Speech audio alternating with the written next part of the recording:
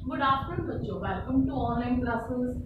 बच्चों अज ਆਪਾਂ शुरू करने जा रहे हैं 8th क्लास का first chapter crop production and management. बच्चे ਤੁਹਾਨੂੰ पता है कि ਸਾਨੂੰ जीवित रहने ਲਈ हर जैविक क्रियावां ਕਰਨ ਲਈ ਭੋਜਨ ਦੀ ਲੋੜ ਹੁੰਦੀ ਹੈ। ਭੋਜਨ ਤੋਂ ਸਾਨੂੰ ਕੀ ਮਿਲਦੀ ਹੈ? ਊਰਜਾ। ਉਸੇ ਊਰਜਾ ਦੀ ਵਰਤੋਂ ਆਪਾਂ ਕਰਦੇ ਹਾਂ ਸਾਹ ਲੈਣ ਵਾਸਤੇ, ਸਰਜਨ ਕਿਰਿਆ ਵਾਸਤੇ ਜਾਂ ਫਿਰ ਭੋਜਨ ਨੂੰ ਪਚਾਉਣ ਵਾਸਤੇ। ਪਰ ਇਹ ਭੋਜਨ ਸਾਨੂੰ ਕਿੱਥੋਂ ਮਿਲਦਾ ਹੈ? भोजन सानू पौधे तो मिलता है, क्योंकि पौधे की है प्रकाश संश्लेषण क्रिया द्वारा अपना भोजन आप बनाते हैं। पौधे जो होंगे अपना भोजन तो बनाते हैं, पर वो भोजन की है इन्नी लार्ज स्केल से मनुख या जानवरों वास्ते पूरा नहीं होता। इस करके बच्चों की है कि पौधों को एक बहुत बड़े लैवल से बड़े पद्धर से उगान की किया जाता है फसल। किसान की करते हैं किसी भी तरह के एको तरह की फसल की है एको तरह के पौधे की है बड़े पद्धर से उगाते हैं, तो उन्होंने आप कहते हैं फसल। मान लें आप एग्जाम्पल लैने कि कनक है, कनक के बहुत सारे पौधे एको ही थां से बहुत ज़्यादा लार्ज स्केल से उगाए जाते हैं, तो वो की होती है फसल। 10,000 BC पहले की करते थे मनुख जो जंगल च रहिंदा सी, नंगा ही घूमता सी, वो की करता सी रुख दियां टहनियां पत्तियां नाल आपदे शरीर नूं ढकदा सी, उत्थों दे जिहड़े फल है कच्चे फल वही खाता सी। पर हौली हौली की किया उसने थोड़ी जमीन के उपर चावल कणक वगैरह उगाने शुरू कर दिते। हौली हौली उसकी प्रोडक्शन की है बतानी शुरू कर दी। इस तरह की है फसल नाम जी टर्म है क्रॉप जिन्होंने आप कह रहे हो अपने होम जाए। फसल जो शुरू करने तो पहला बच्चों सू पता होना चाहिए फसल की है दो तरह की होती है, क्योंकि अपने की सीजन चेंज होते रहते हैं। सीजन के मुताबिक जी फसल है दो तरह की होंगी, एक होंगी रबी की फसल, एक होंगी है खरीफ की। क्लियर है? रबी रबी मतलब आर तो तुम रोम वर्ड याद कर लो। रबी जी फसल है वो उस वास्ते ज़्यादा पानी की लोड़ नहीं होंगी, वो मानसून के मौसम च नहीं होंगी। क्लियर है? आर फॉर रबी फसल, O for October, M for March. यानी ये जी फसल होंगी है अक्तूबर तो लैके मार्च महीने तक होंगी है। इस कि आ जाते हैं जिमें कणक, सरो, मटर एक्सेट्रा जो होंगे रबी की फसल। मान लो क्वेश्चन आ जाता है कि रबी की फसल जी होंगी है वो फसल जी कि मानसून के महीने नहीं उगाई जाती, जी अक्तूबर तो लैके मार्च के महीने तक होंगी है। जिमें एग्जाम्पल कणक, सरो ते मटर। इस तो उल्ट की है खरीफ। खरीफ बच्चों कि महीने चाहिए होंगी है? जून तो सितंबर तक। ये मेनली की होंगी है वर्खा रुत वाली फसल है। ठीक है? वर्खा रुत अपनी जून तो सितंबर तक चलती है ना, वर्खा रुत तो चलती। इस फसल वेले की है ज्यादा पानी की लोड़ होती है। जिवें आगे अपने को धान, मक्की, मूंगफली हो गए। क्लियर बच्चों? रबी की फसल किहड़े महीने होती है? अक्तूबर तो मार्च के महीने में मेन कणक, सरो, मटर आ गए। खरीफ की फसल होती है जून तो सितंबर, धान, मक्की, मूंगफली, कपास ये चार होंगे। ठीक है बच्चों? बच्चे जो भी किसी फसल का उत्पादन करना होता है उस वेले की है किसानों को कई तरह की क्रियावां करनी पैंदी है। ये सारे क्रियावां आप कहते हैं खेतीबाड़ी पद्धतियां। हुण आप खेतीबाड़ी पद्धतियां बारे पढ़ांगे। खेतीबाड़ी पद्धतियां पता लग गया ना, कई तरह दी क्रियावां जो कि किसान को किसी भी फसल को उगाने वास्ते करनी पैंदियां होंदियां अपने को खेतीबाड़ी पद्धतियां, एग्रीकल्चर प्रैक्टिस। सब तो पहली एक्टिविटी की होंगी बच्चों? खेत की तैयारी। पहले आप मेनली पद्धतियां नोट कर लिए, फिर इसकी डिटेल करांगे। फर्स्ट होंगे खेत की तैयारी, फिर उस तो बाद जो अपना खेत तैयार हो जाता है फिर अपनी की होंगी है बीज बीजना। उस विच आपां की पाने हैं? सीड्स पा देने हैं, बीज पा देने हैं। थर्ड नंबर पे की होंगे बच्चों अपने को उस विच मिट्टी के अकॉर्डिंग की पाने होंगे पोषक तत्व, तो उस की होंदा है खाद पानी। फोर्थ स्टेप अपने को आया है सिंचाई।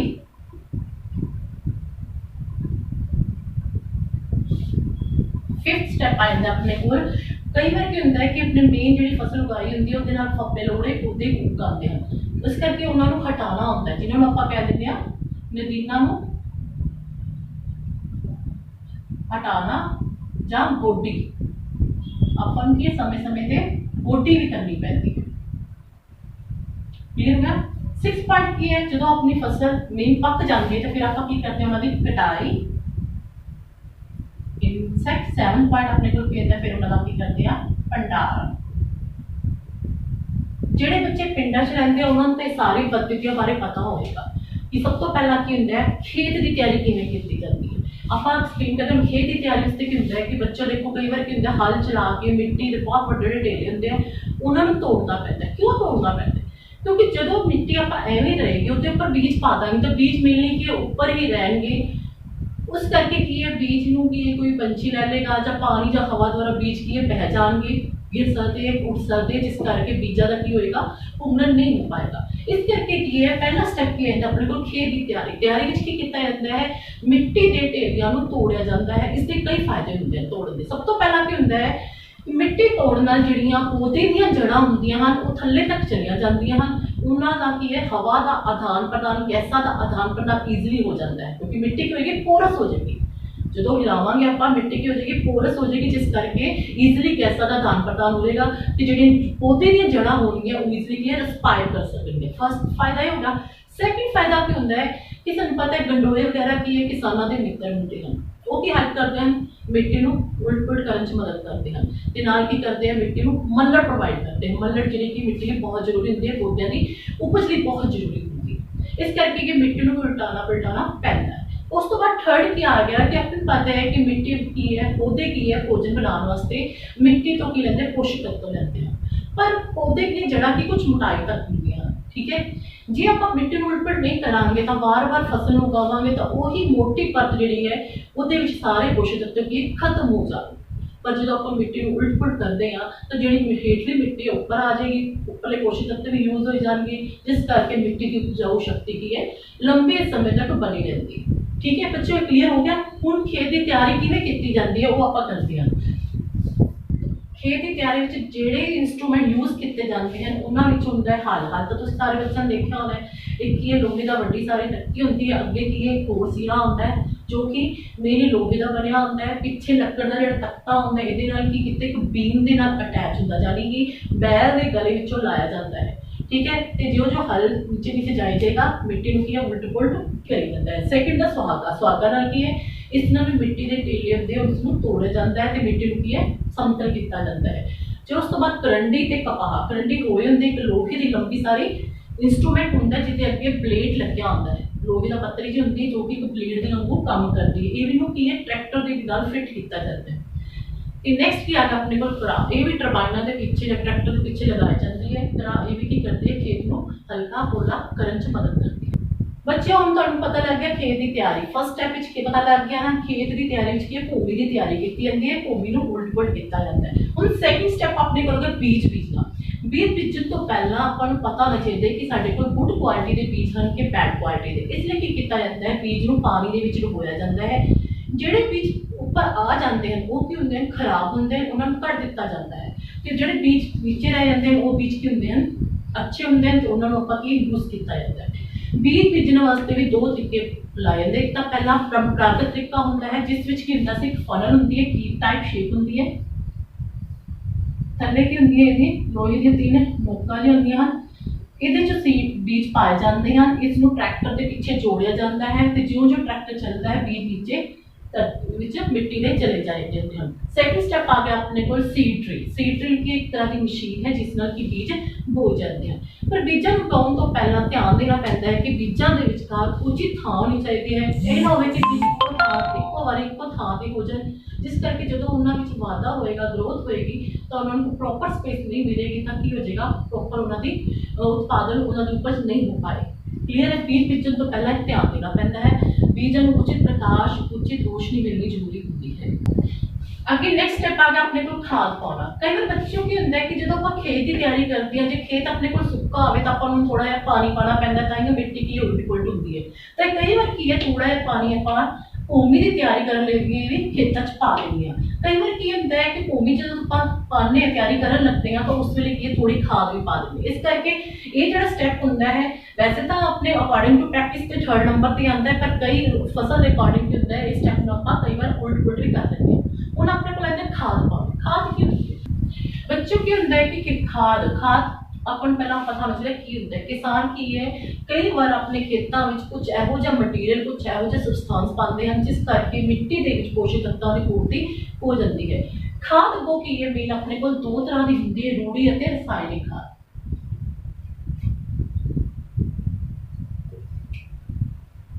खाद सिंपल रूढ़ी खाद भी कहने ते रसायनिक खाद।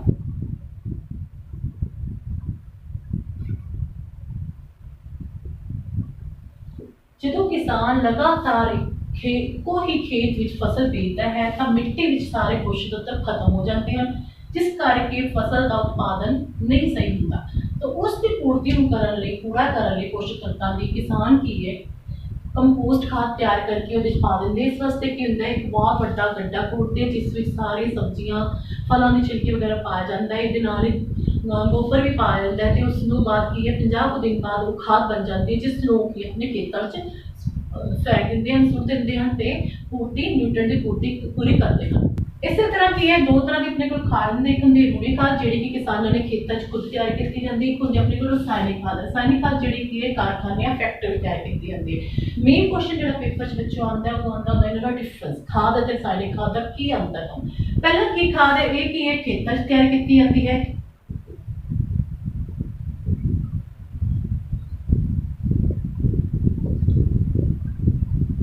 ਇਹਦੇ ਚ ਕੀ ਆ ਜਾਏਗਾ ਇਹ कारखानियां फैक्ट्री तैयार की जाती है।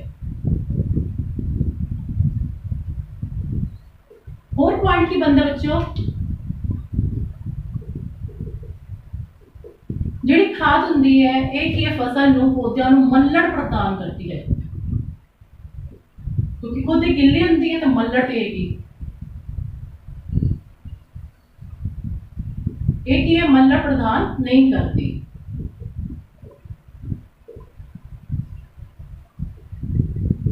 जिहड़ी खाद है क्योंकि कि फलों सब्जियां छिलकियां तो बनी इस करके कि इस सारे पोषक तत्व नहीं होंगे। सारे पोषक तत्व इस नहीं होंगे।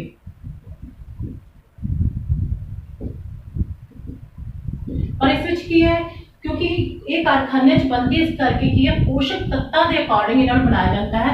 ये सारे पोषक तत्वों की पूर्ति करती है।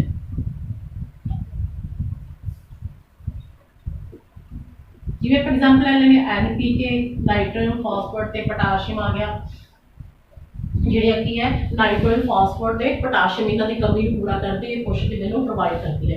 इस तो अलावा की आ गया कि बच्चों जिहड़ी ये हुंदी है खाद हुंदी है मेनली ये की हुंदी है क्योंकि ये किस तो बनी है पौधों छिलके तो बनी है इस करके की हुंदी है कार्बनिक हुंदी है। 4 पॉइंट तुसीं लिख सकते हो इहदे विच की है कार्बनिक हुंदी है। ਇਹਦੇ ਕੀ ਹੁੰਦਾ ਹੈ अकार्बनिक ਹੁੰਦੀ है क्योंकि ये फैक्ट्री च बनती है।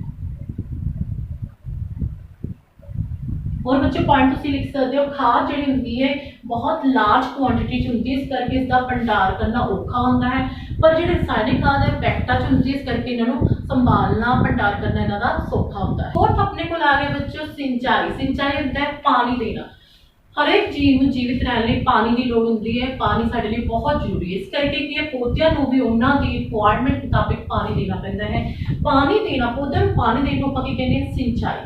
सिंचाई की है पौधों की लोड़ मुताबिक देनी पैंदी है। कई फसलों को पानी ज़्यादा चाहिए होंदा ते कई की है फसलों को पानी की बहुत घट लोड़ होती है।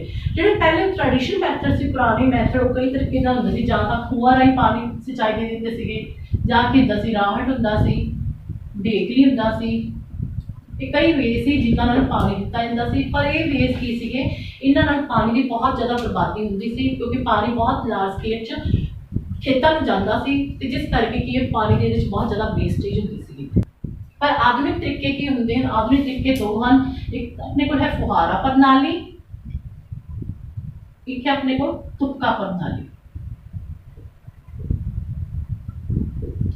फुहारा प्रणाली नेम तो क्लीयर है बच्चों की फुहारा चलता है। ये होंदा है कि मेन पाइप जिहड़ी हुंदी है मान लो ये पाइप तुहाडे अगों किसी वैल नाल जां मोटर नाल अटैच है इत्थों की पाइप जाएगी पाइप के नाल की अगों छोटे छोटे पाइप्स अटैच होणगियां जिहदे नाल की लग्या होएगा शावर लग्या होंदा है।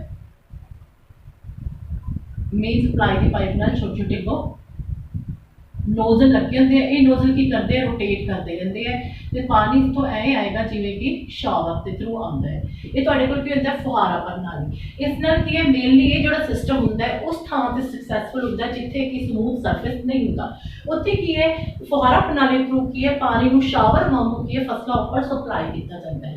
ਇਸ ਨਾਲ ਕੀ ਪਾਣੀ ਦੀ ਬਹੁਤ ਜ਼ਿਆਦਾ ਬਚਤ ਹੁੰਦੀ ਹੈ। ਇਹ ਮੇਨਲੀ ਕਿ ਆਪਣੇ ਮਾਡਰਨ ਮੈਥਡ ਨਾਲ ਯੂਜ਼ ਕੀਤਾ ਜਾਂਦਾ ਹੈ। ਤੇ ਸੈਕਿੰਡ ਜੋ ਆਪਣੇ ਕੋਲ ਹੈ ਪ੍ਰਣਾਲੀ ਹੈ ਤੁਪਕਾ ਪ੍ਰਣਾਲੀ। ਤੁਪਕਾ ਪ੍ਰਣਾਲੀ ਵਿੱਚ ਕੀ ਹੁੰਦਾ ਬੱਚਿਓ ਕਿ ਪੌਦੇ ਦੀ ਜੜ੍ਹਾਂ ਤੱਕ ਪਾਣੀ ਜੋ ਹੈ ਉਹ ਤੁਪਕਾ ਜਾ ਕੇ ਉਹਨਾਂ ਦੇ ਇੱਥੇ ਮੰਨ ਲਓ ਪੌਦੇ ਹੈ, ਪੌਦੇ ਦੀ ਜੜ੍ਹਾਂ ਤੱਕ ਜੋ ਪਾਣੀ ਹੈ ਤੁਪਕਾ ਕਰਕੇ ਪਹੁੰਚਦਾ ਹੈ, ਜਿਸ ਕਰਕੇ ਇਹਦੇ ਚ ਵੀ ਕੀ ਹੁੰਦਾ ਹੈ, ਪਾਣੀ ਦੀ ਵੇਸਟੇਜ ਬਿਲਕੁਲ ਵੀ ਨਹੀਂ ਹੁੰਦੀ। क्लियर हो गया। आजकल जो आधुनिक मैथड अपने को दो चल रहे हैं, फुहारा ते तुपका प्रणाली, जिस नाल पानी की वेस्टेज बिल्कुल नहीं होती, पानी की फसल को उन्हों की लोड़ मुताबिक मिल जाता है।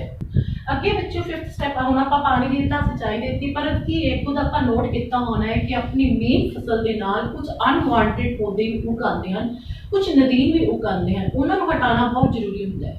कई बार तक होंगे जो आप खेत की तैयारी करते हैं, हल चलाते तो नदीन अपने आप ही नीचों जड़ों उखड़ जाते हैं, पर कई बार की है मेन फसल के नाल की है पौधे अपने आप जिन्होंने वीड्स कह रहे हैं अपने आप उग जाते हैं।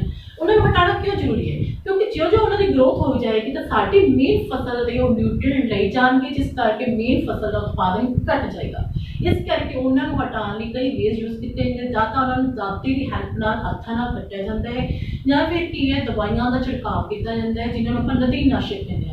ये दवाइयां का छिड़काव थोड़ा जहा किसानों लिए हार्मफुल होता है, क्योंकि ये इन्नी हार्मफुल रसायन होंगे हैं कि उन्होंने नक राही मूँह राही अंदर जाके उन्होंने रेस्पिरेटरी प्रॉब्लम क्रिएट कर सकते हैं। इस करके कि जो भी किसान नदीनाशक दवाइयां का छिड़काव करन तो उन्होंने अपना माउथ अपने हैंड और कवर करके छिड़काव करना चाहिए है। मेन जी अजकल जो नदीनाशक दवाइयां यूज की जाती हैं वो हैं 2,4-D बूटाकोर। ये बच्चों कई बार क्वेश्चन आ जाता है कि दो नदीनाशक रासायनिक पदार्थों के नाम दसो। क्लियर है, नदीन पता लग गया, जो अनवांटेड पौधे हों जो पौधे अपने आप उगाते हैं उन्होंने नदीन कहते हैं, उन्होंने नदीनों को हटाने को आप कहते हैं गोडी किया जाता है। तो गोडी किस तरह की जाती है, कई तक की करते हत्था राही उन्होंने हटा देंगे हैं, तो कई की करते हैं नदीनाशक दवाइयां की वरतों करते हैं जिवें 2,4-D ते बूटाकोर। देखो बच्चों उस तो बाद की है किसान की फसल पक जाती है, पर पकन में 3-4 महीने लग जाते हैं। तो उस तो बाद जो फसल पक जाती है तो कट्टन वास्ते तैयार होती है, जिन्होंने आप हारवेस्टिंग भी कहते हैं। पक्कन वेले ध्यान रखना पैंदा है, जो दाने है पूरी तरह उन्होंने नमी की मात्रा 14% तो घट होनी चाहिए, तो ही अपने पता लगता है कि फसल जी साड़ी पक चुकी है। पक्कन वास्ते की किया जाता है, कई मैथड यूज किए जाते हैं, कई भी होंगे कि उनको रीपर द्वारा कंबाइन द्वारा कट लेंगे हैं, या दाती द्वारा किया जाता है। दाती द्वारा कटाई से बहुत टाइम लगता है, तो बड़ी मैनुअल लॉड पैदा है मैनुअल, तो इस करके कि अजकल मेनली कंबाइना द्वारा कटाई की जाती है। जिहड़ी कटाई होंदी है उहदे विच अपने कोल अगों की होंदा है कि जो कटाई कर ली, कटाई करन तो बाद आपां की कीता अपनी फसल नूं कट लिया। फसल नूं कट्टण तो बाद की किया जाता है कि फसल तो जो दाने अलग किए जाते हैं, दो टर्म आएंगे तुहाडे बच्चों, गहाई ते छंटन।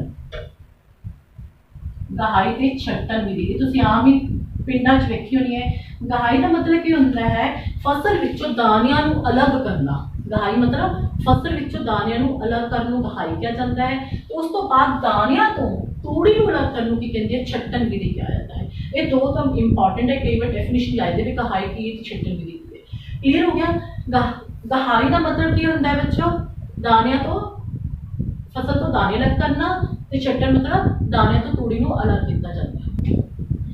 बच्चों जो कटाई है किसान की करते कटाई नूं हारवेस्ट सीजन के तौर पर मनाते हैं, क्योंकि उन्होंने 3-4 महीनों की जी है मेहनत की जो रिजल्ट होंगे है वो कटाई के रूप उन्होंने नजर आता है। जिनी ज़्यादा उन्होंने फसल का उत्पादन होएगा उन्ना ज़्यादा कि उन्होंने चेहरे पर खुशी होती है।